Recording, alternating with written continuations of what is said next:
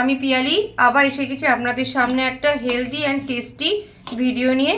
আর প্রথমেই আপনাদের সকলের কাছে আমি একটু ক্ষমা চাইছি এবং দুঃখিত, কারণ এই এতদিন আমি ভিডিও দিতে পারিনি, কারণ একটু ব্যক্তিগত কারণে আমি ব্যস্ত ছিলাম। তো আশা করি এবার থেকে আমি আমার ভিডিওগুলো কন্টিনিউ করতে পারবো। তো আজকে যে ভিডিওটা বা রেসিপিটা আমি করছি তার জন্য প্রথমেই আমি কিছু জিনিস ড্রাই রোস্ট করে নিলাম, যেমন হচ্ছে মৌরি, এলাচ, লবঙ্গ, গোলমরিচ, জিরে আর ধনে, সব কিছুগুলোকে আমি একটু ড্রাই রোস্ট করে মিক্সিতে পেস্ট করে নেব। সমস্ত মশলাগুলো ড্রাই রোস্ট করে এবার আমি মিক্সিতে দিয়ে দিলাম। এবার এটাকে আমি একটা ড্রাই পেস্ট বানিয়ে নেব।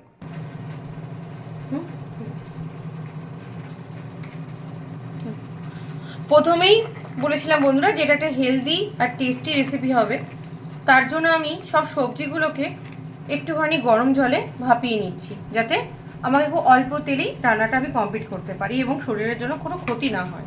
তাই আমি এখানে মটরশুঁটি, গাজর আর বিনস একটু সেদ্ধ করে নিচ্ছি। প্রথমেই কড়াইতে আমি 2 চামচ সাদা তেল নিয়ে নিয়েছি। খুব অল্প তেলে আমি এটা করছি। তো প্রথমে এর জন্য এই তেলের মধ্যে আমি পনিরটা, যেটা আমি নুন আর চিনি যে ভিজিয়ে রেখেছিলাম গরম জলে, সেইটা এবার হালকা করে ফ্রাই করে নেব।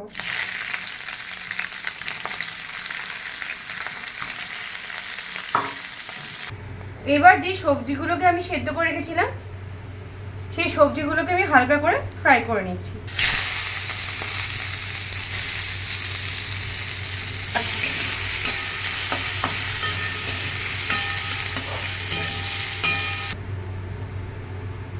এবার কড়াইতে ছোট চামচে 2 চামচ সর্ষের তেল নিয়ে নিয়েছি এবং এর মধ্যে আমি ওই গোটা জিরেটা ফোড়ন হিসাবে হাতের মধ্যে একটু রাব করে দিয়ে দিলাম।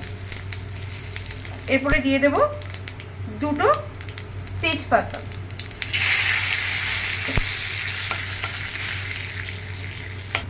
এবার এর মধ্যে আমি আদা লঙ্কা বেটে রেখেছিলাম, এই 1/2 ইঞ্চিরও কম একটু আদা, আর এর সঙ্গে একটা কাঁচা লঙ্কা আমি বেটেছি।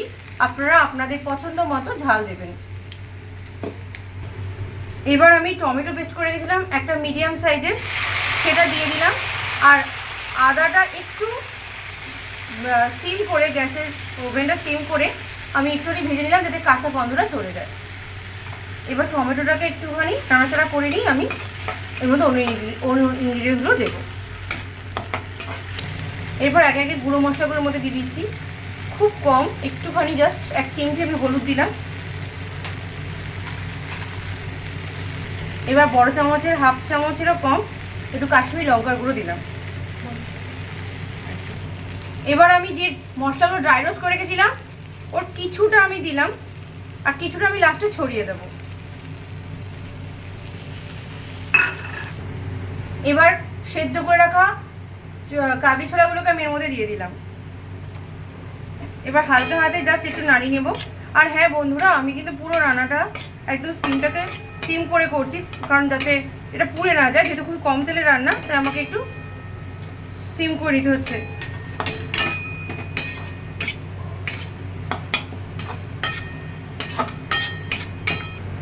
এরপর অন্যান্য সবজিগুলো আমি এর মধ্যে দিয়ে দিলাম।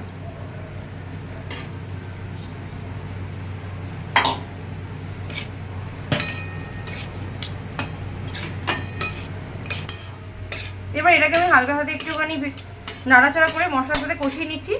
নিয়ে আমি এর মধ্যে গরম জল অ্যাড করে দেবো। জাস্ট 5 মিনিটের জন্য আমি একটুখানি কষিয়ে নিচ্ছি মশলার সাথে। এবার আলাদা করে আমি গরম জল করে রেখেছিলাম, সেটার মধ্যে ঢেলে দিলাম। এটাকে এবার আমি 10 মিনিট একটুখানি মিডিয়াম ফ্লেম রেখে ফুটাবো।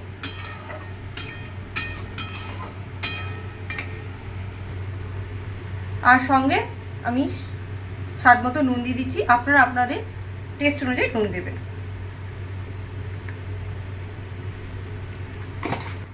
এবার জলটা একটু টেনে আসতে আমি এর মধ্যে ভেজে রাখা পনিরগুলো অ্যাড করে দিলাম, দিয়ে জাস্ট 2 মিনিট একটু হালকা হাতে নাড়াচাড়া করে নিচ্ছি।